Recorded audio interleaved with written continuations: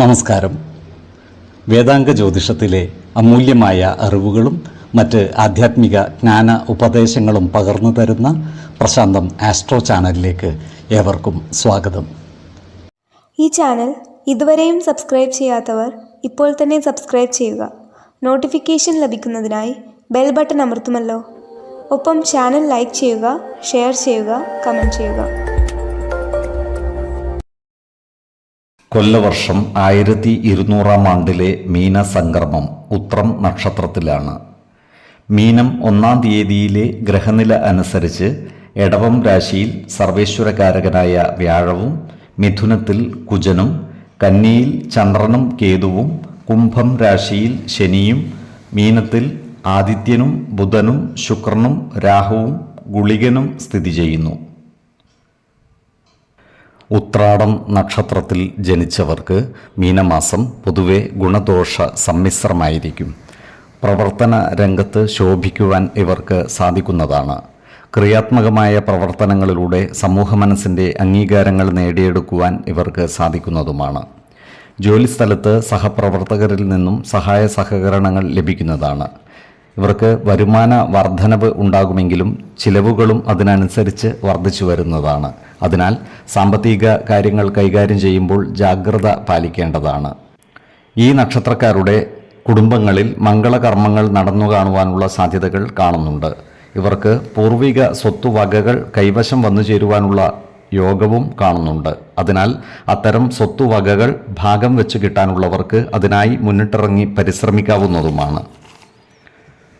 പത്രപ്രവർത്തകർക്കും മറ്റും അനുകൂലമായ കാലമാണ്. ഇവരുടെ പ്രവർത്തനങ്ങൾക്ക് സമൂഹ മനസ്സിൻ്റെ അംഗീകാരം ലഭിക്കുന്നതുമാണ്. പല കാര്യങ്ങൾക്കുമായി ഈ നക്ഷത്രക്കാർക്ക് ദൂരയാത്രകൾ ആവശ്യമായി വരുന്നതാണ്. ധനുക്കൂറിൽ വരുന്ന ഈ നക്ഷത്രക്കാർക്ക് ധനധാന്യ സമൃദ്ധിയോടെ ജീവിക്കുവാനുള്ള അവസരം ഉണ്ടാകുന്നതാണ്. ഇവർക്ക് സ്ത്രീജനങ്ങളിൽ നിന്നും സഹായ സഹകരണങ്ങൾ ലഭിക്കുന്നതുമാണ്. മകരക്കൂറിൽ വരുന്ന ഈ നക്ഷത്രക്കാർക്ക് ചില കാര്യങ്ങളിൽ മനോവിഷമം നേരിടേണ്ടി വരുവാൻ ഇടയുണ്ട്. ഇവരോട് ശത്രുതാ മനോഭാവത്തോടെ പെരുമാറുന്നവരുടെ എണ്ണം കൂടുന്നതുമാണ്. എന്നാൽ അവരുടെ മേൽ വിജയം വരിക്കുവാൻ ഇവർക്ക് സാധിക്കുന്നതാണ്. അത്തരക്കാരെ തിരിച്ചറിഞ്ഞാൽ അവരുമായി നല്ല സ്നേഹ സൗഹൃദ ബന്ധങ്ങൾ നിലനിർത്തുന്നത് ഗുണകരമായിരിക്കും. അപ്രതീക്ഷിത ധനനേട്ടങ്ങൾ ഇവരെ തേടി എത്തുന്നതുമാണ്. ആരോഗ്യകാര്യങ്ങളിലും ഈ നക്ഷത്രക്കാർ ഒരു പ്രത്യേക ശ്രദ്ധ പുലർത്തുന്നത് ഗുണകരമായിരിക്കും. 4, 16, 26 തീയതികൾ അനുകൂലമാണ്. ഈ നക്ഷത്രക്കാർ ജനിച്ച സമയത്തെ അടിസ്ഥാനമാക്കിയുള്ള ജാതകത്തിലെ ലഗ്ന രാശിയുടെയും ലഗ്ന അധിപന്റെയും സ്ഥിതിയും ശുഭ പാപ ഭാവങ്ങളുടെ സ്ഥിതിയും ഓരോ രാശിയിലെയും ഗ്രഹങ്ങളുടെ സ്ഥിതിയും അനുസരിച്ച് ഇവരുടെ പൊതുഫലത്തിൽ ഏറ്റക്കുറച്ചിലുകൾ ഉണ്ടാകുവാനിടയുണ്ട്. കുടുംബ ദേവതകളെയും ഇഷ്ടദേവതകളെയും ഉപാസിക്കുന്നത് ഇവർക്ക് ആയുരാരോഗ്യ സൗഖ്യമേകും. ഇഷ്ടദേവതാ മന്ത്രം 108 തവണ ദിനംതോറും ലിഖിത ജപം ചെയ്തു വരുന്നത് ഇവർക്ക് സർവ ഐശ്വര്യങ്ങളുമേകും.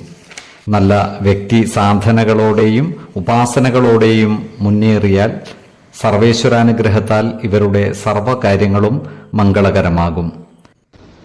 നന്ദി, നമസ്കാരം. ജ്യോതിഷരത്നം പ്രശാന്ത് കണ്ണോം.